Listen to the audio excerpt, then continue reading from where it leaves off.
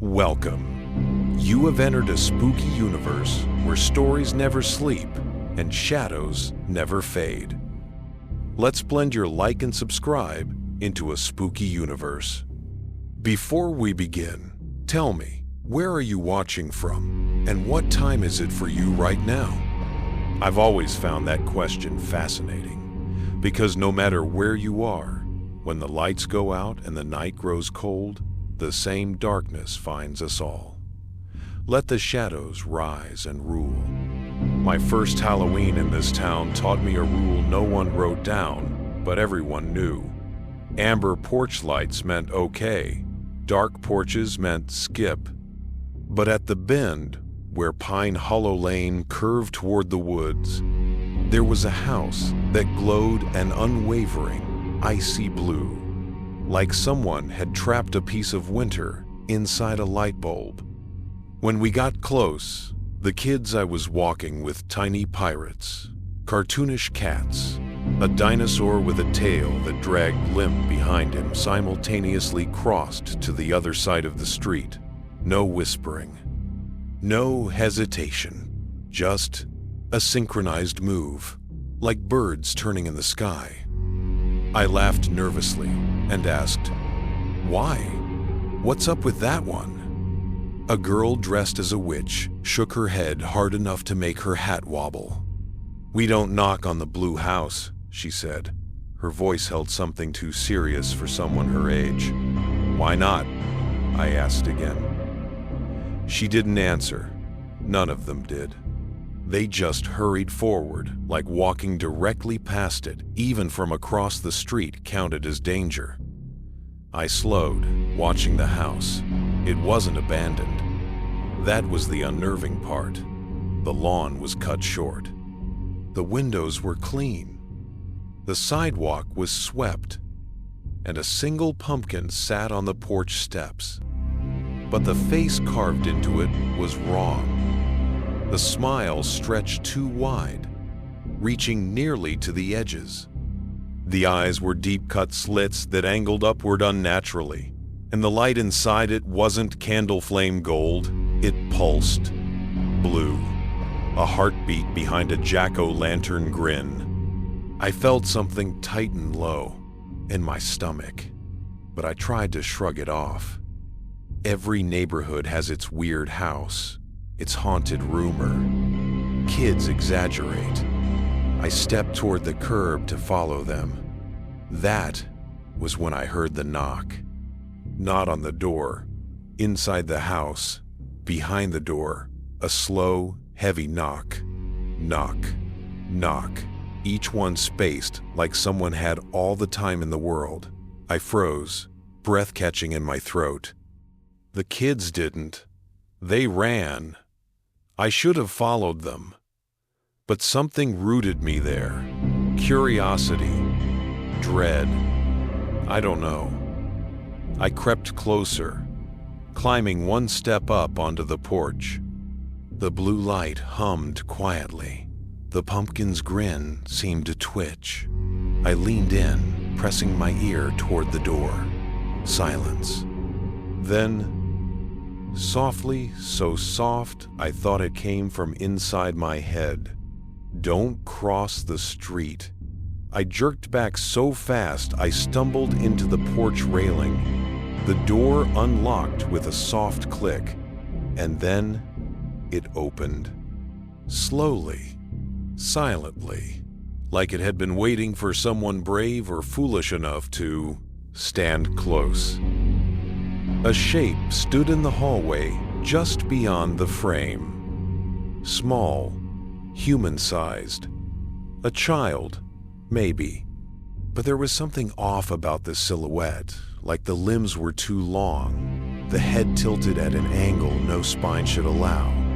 It held something in its right hand, dangling loosely. A mask. Pale blue, the color of bruised ice.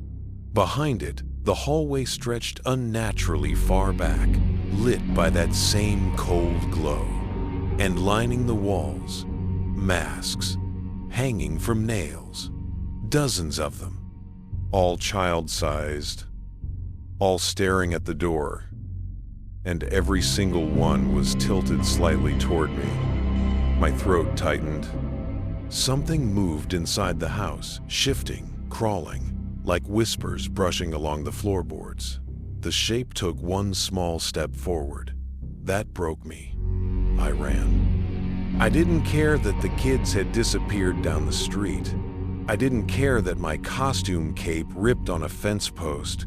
I sprinted until the houses grew familiar again and the sounds of Halloween laughter returned. By the time I caught up to the group, my lungs burned. "You looked at it, didn't you?" the witch girl said, not as a question but like she knew. I heard something. Someone inside. Their faces changed. Not fear, pity. The smallest boy whispered, "It's not a someone." I wanted to ask what that meant, but they were already moving, trying to shove Halloween's normal noises back into me by force, kids laughing, leaves crunching, people calling Happy Halloween. But the blue house stayed behind me, burned into my thoughts like a bruise on memory. That night, after the last kids drifted home and the jack-o'-lanterns flickered their final flames, I tried to sleep, but at 1:13 a.m., something tapped on my window. 3 soft knocks. I sat up, heart pounding, but the curtains were closed. I climbed out of bed slowly, feet cold on the hardwood, and nudged the fabric aside. There was nothing, just my quiet street, empty, under a weak street lamp. Except across the road, deeper into the neighborhood, just barely in view, was a faint blue glow. I shut the curtains fast and spent the rest of the night awake, convinced that any second someone would knock again. For the next week, every time I walked home from school, I felt eyes on me. The blue house sat at the curve like a watchtower. Sometimes the window curtains fluttered even when the wind was still. Sometimes the door was cracked open an inch. One afternoon, I found a folded slip of paper tucked into the fence near my house. It looked old, creased, dirty, like it had been carried for miles before being delivered. Inside, written in shaky pencil, "Do not look at their faces." I almost dropped it. Who wrote it? Why leave it for me? Did it mean the kids inside the blue house? Or the masks? That night, the tapping returned. Not at my window, not at my door. Inside the walls. Soft, patient knocks, like fingernails tracing along the plaster. The next morning, I asked my neighbor Dennis, an older man who'd lived on the street for decades, about the blue house. He froze mid-rake. "You stay away from that place," he said quietly. "You hear me? Nothing good lives in there." "What happened?" I asked. He looked at me like he was choosing which truth to share. "Kids used to go missing here," he said finally. "Always around Halloween. Always the same age, give or take. Were they found?" He hesitated. Then, "Not whole." He left it at that.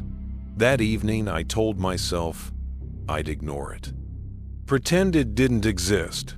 But at 7:14 p.m., the exact time I'd seen that house the first night, my bedroom lights flickered and went out. Then the hallway light turned on, then off, then on again. And when it stabilized, I realized it wasn't yellow anymore. It was blue, cold, pulsing blue. I stepped into the hall, every instinct screaming to turn back. A small shape stood a few feet away. Not a child, not a person. Something wearing a blue mask. Its body twitched subtly, like the limbs were learning how to hold themselves. It tilted its head toward me, slow and deliberate. Behind it, lined along my hallway walls, were masks that hadn't been there an hour ago. Dozens of them, some cracked, some smeared with something dark, all facing me. Every single one tilted in that same horrible way. The shape lifted its hand. In it was a piece of folded paper, the same kind as before. Shaking, I reached out.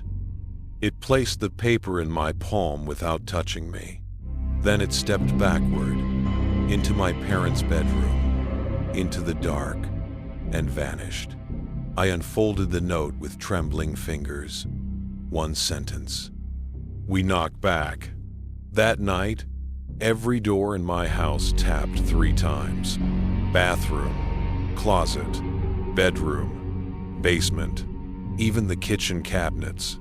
3 taps, perfect rhythm. Then, silence. At 3:03 a.m., my phone buzzed on the nightstand. An unknown number. When I picked it up, all I heard was breathing. Then a whisper. "Don't cross the street." The same voice I heard behind the blue door. I threw the phone and didn't sleep again until morning. The next day, Halloween night again, I made a choice. A stupid one, a reckless one. But I needed to know. I walked back to the blue house. It was quiet, still. The light inside the pumpkin pulsed slowly, like a heartbeat at rest. The door was cracked open. I stepped inside. The hallway was lined with masks, hundreds now covering the walls, like faces in a crowd, all staring at me. A whispering sound wove through the house. Tiny footsteps, childlike laughter, and something else, like breathing behind the drywall. At the far end of the hall stood a door. The basement. It opened by itself. Cold air spilled out. I shouldn't have gone down. I knew that. But each step seemed to pull me, not push. The basement was filled with rows of shelves. On them, shoes. Small, backpacks, Halloween buckets, costumes, decades out of date. And in the center, a cluster of figures, children, or shapes of children, each wearing a mask.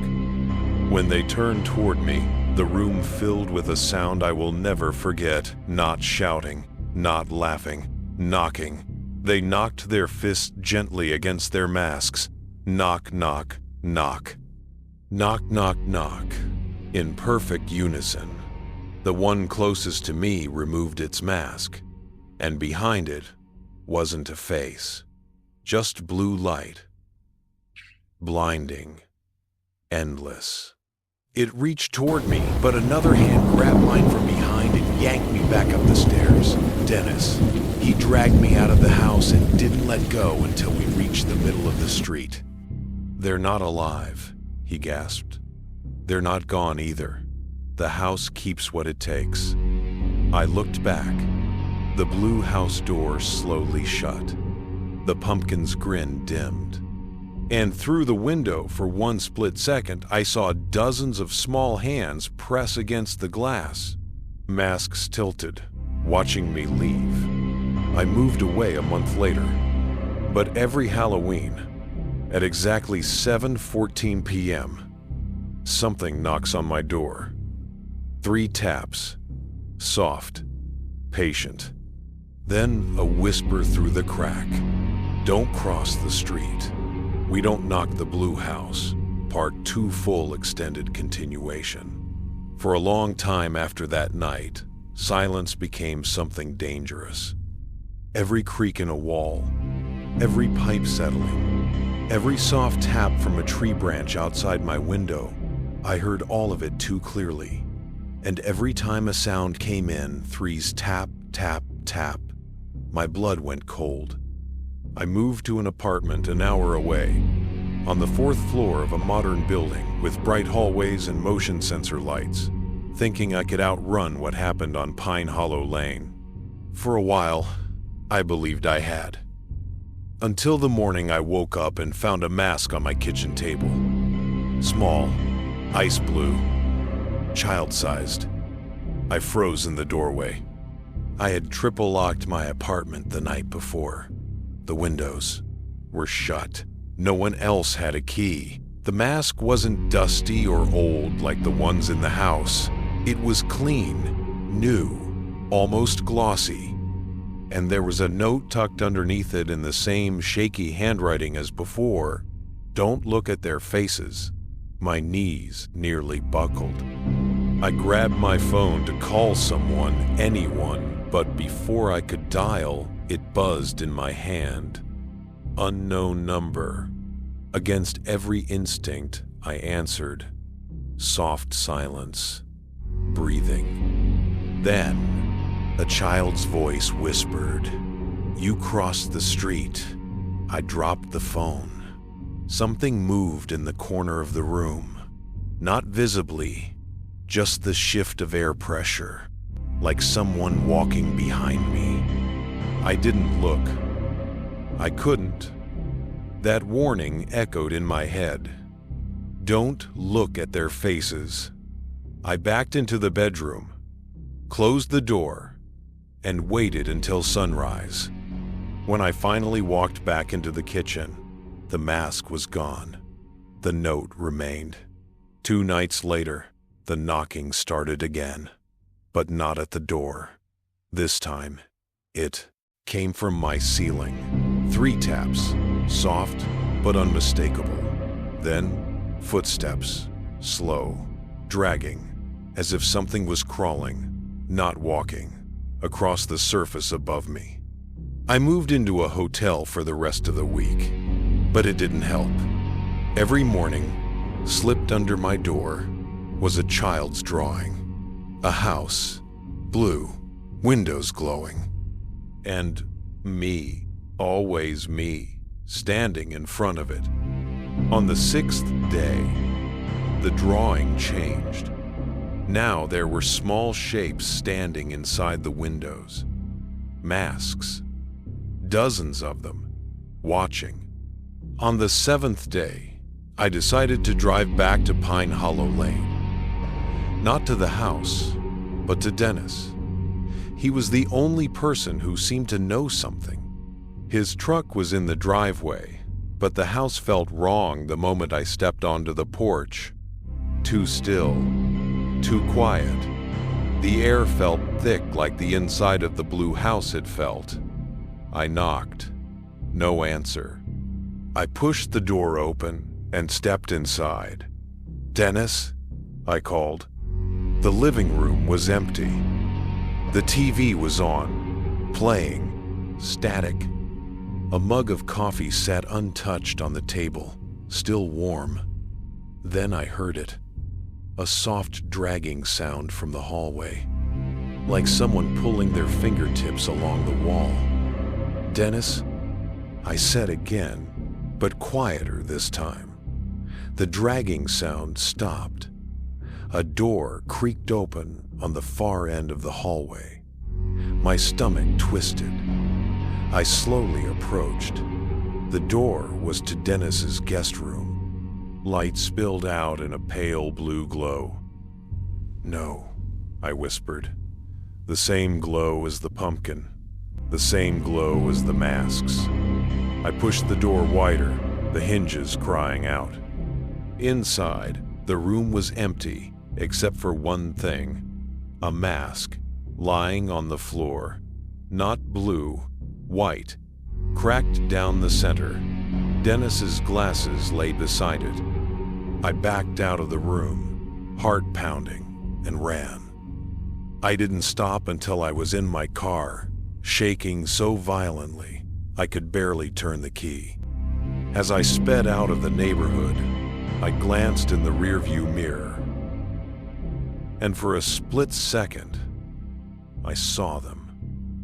Children, standing in the street, masks tilted, heads following my car's movement, perfectly synchronized. They weren't at the blue house anymore. They were everywhere. For 3 days, I stayed with a coworker, pretending everything was fine.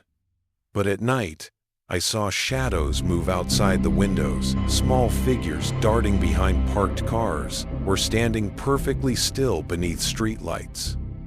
On the 4th night, around 2 a.m., I went to the bathroom and nearly screamed.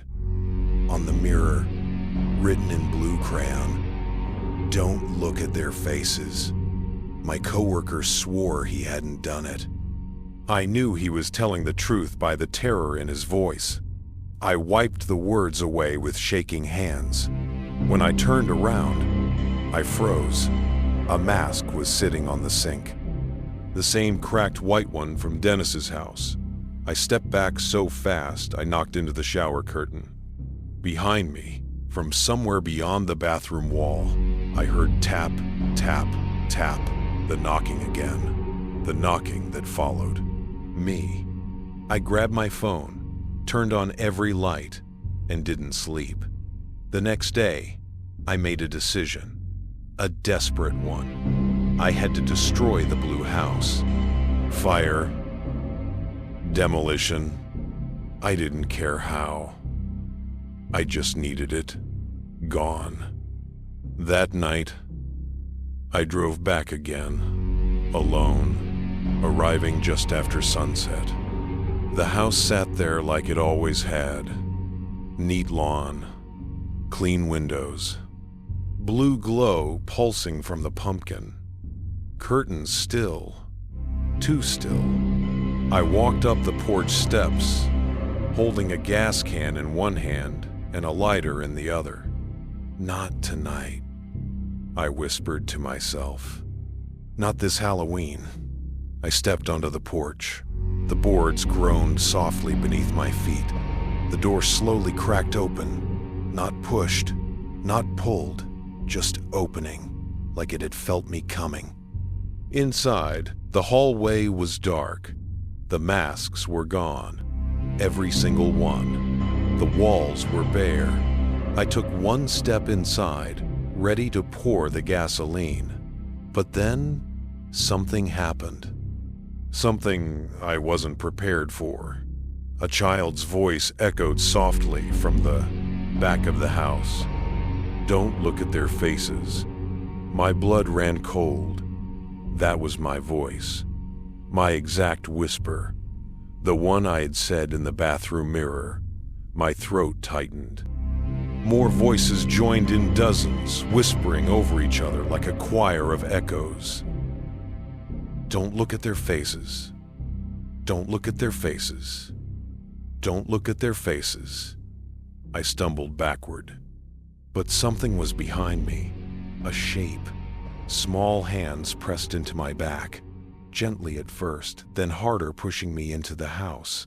"No, no!" I twisted, but the door slammed shut behind me. The whispering stopped. Silence fell. Blue light seeped from the hallway floorboards, and one by one, shapes stepped out from the darkness. Children, masks, glowing, heads tilted.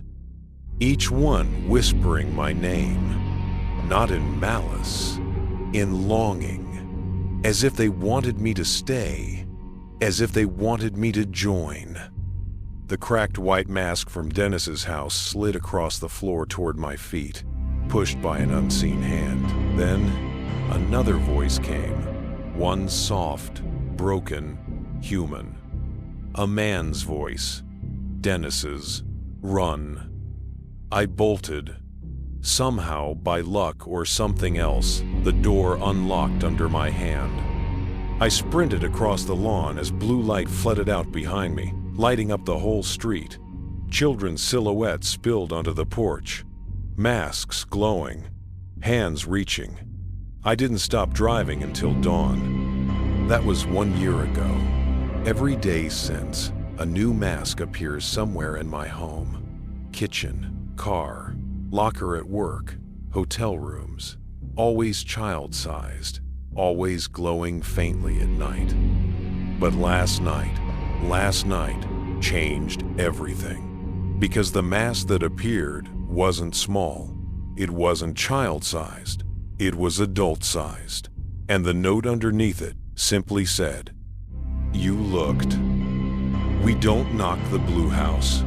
Part 320,000 symbol expansion continues. The adult-sized mask sat on my dining table for hours before I found the courage to even go near it. Not because it looked threatening, but because it looked familiar. The shape of the jaw, the curve of the cheekbones, the faint line across the brow. It looked like my face. Not exactly, but close enough that my stomach twisted into knots. The note beneath it felt colder than the mask itself. "You looked." My hands shook as I backed away. I tried to turn on the overhead light, just to remind myself I was in my own home, in my own world, far from Pine Hollow Lane. But the switch clicked uselessly. The power was out. All at once, the house seemed too quiet, the air too heavy, my breathing too loud. I grabbed the mask with shaking hands, planning to throw it in the trash, or smash it, or burn it. But the moment I touched it, something inside the house knocked. Not at the door, not at the walls, not the ceiling. The knock came from behind me, inside the room. Slow, deliberate. Knock, knock, knock. I spun around, heart pounding, but nothing was there. Only the dark. I turned back to the dining table. The mask was gone. I didn't breathe. I couldn't. My hands were still clenched in the position of holding it, but the weight had vanished. My phone buzzed suddenly, vibrating so hard it nearly fell from the counter. A text message. No number, just a picture. A Polaroid, taken from behind me. I was standing exactly where I stood now, table in front of me, dark room, lights off. My shoulders tensed as a sudden pressure formed behind my spine. Something was standing inches behind me, watching. I didn't turn around. I didn't breathe. I remembered the rule, don't look at their faces. My phone buzzed again. Another picture. This one closer. So close, I could see the back of my own neck. And in the corner of the frame, just barely, a faint, pale glow. Blue. I wanted to run. I wanted to scream, but my legs wouldn't move. Then a soft, familiar voice whispered directly behind my ear. You crossed the street. The same words I'd heard months ago, through a phone. The same tone. The same childlike rhythm. I snapped. I sprinted toward the front door, stumbling, grabbing the knob with both hands. Locked. I tried again, locked. Then the hallway lights flickered on for a split second. And for that heartbeat, I saw them. Small silhouettes, masks glowing faintly, lining both sides of the hallway. Motionless, as if they'd been waiting there the entire time.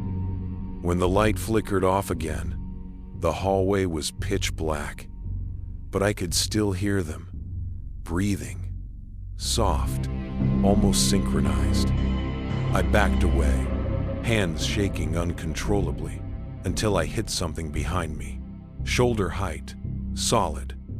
I froze, terrified to turn, but the contact moved.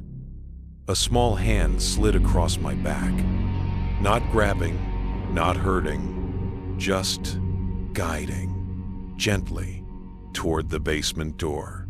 No, I whispered. I dug my heels in. No, please, no. The hand pushed harder. I stumbled forward, catching the railing as the basement door creaked open on its own. Cold air spilled upward like breath from a tomb. I tried to grab the wall, tried to resist, but more hands, small, cold, wrapped around my wrists. and guided me downward. Not dragging, leading. The basement light flickered to life. A blue glow filled the stairwell. Halfway down, I froze.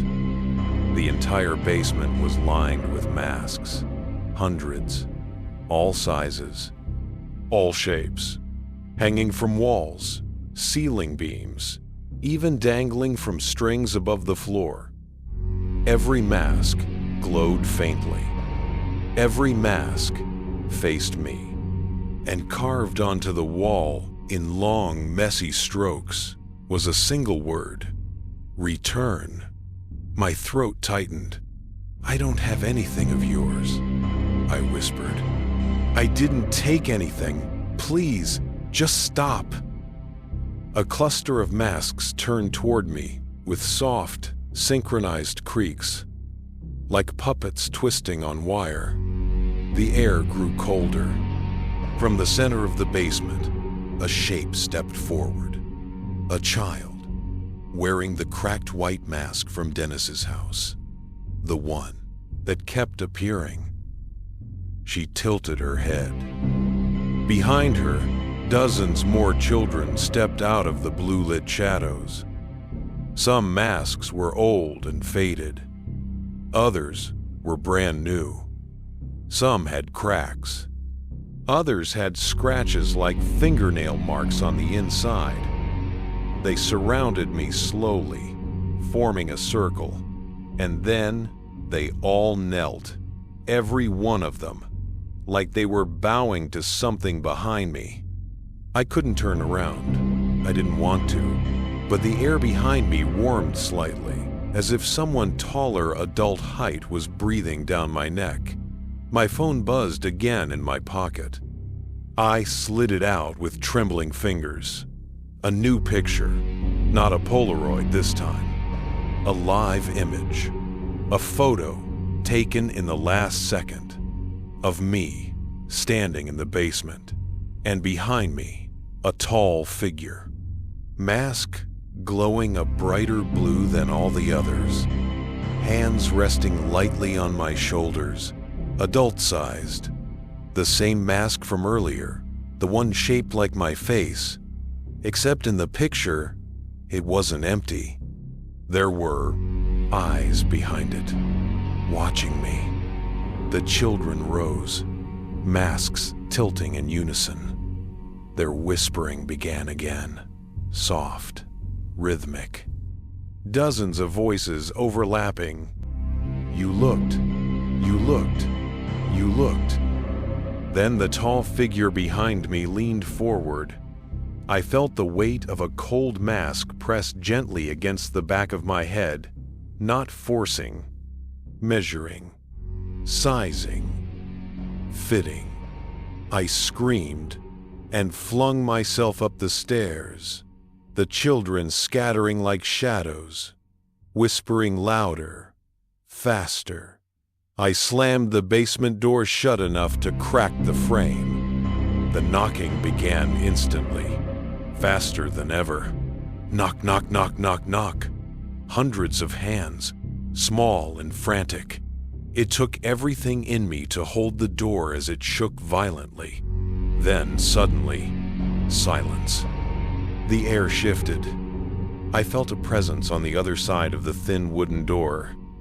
Not the children. Not something small. Something tall.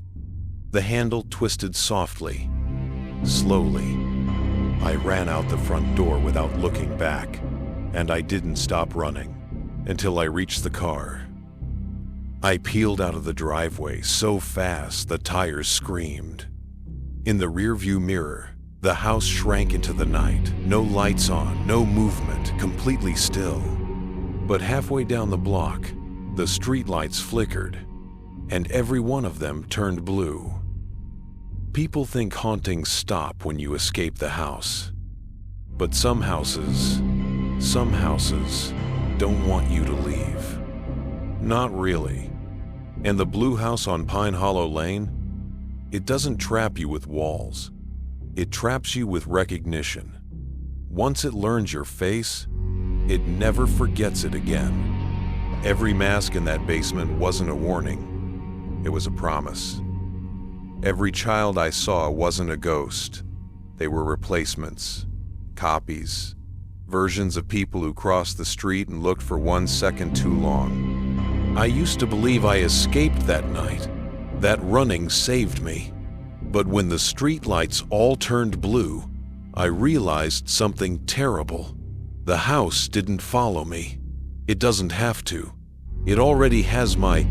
And if your screen dimmed at any point while you listened, if the reflection staring back at you felt even a heartbeat late, just remember, you looked too.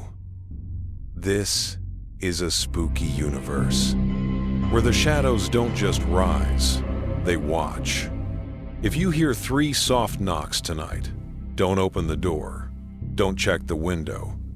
And whatever you do, don't let anything that looks like you back inside. Until next time, let the shadows rise and rule.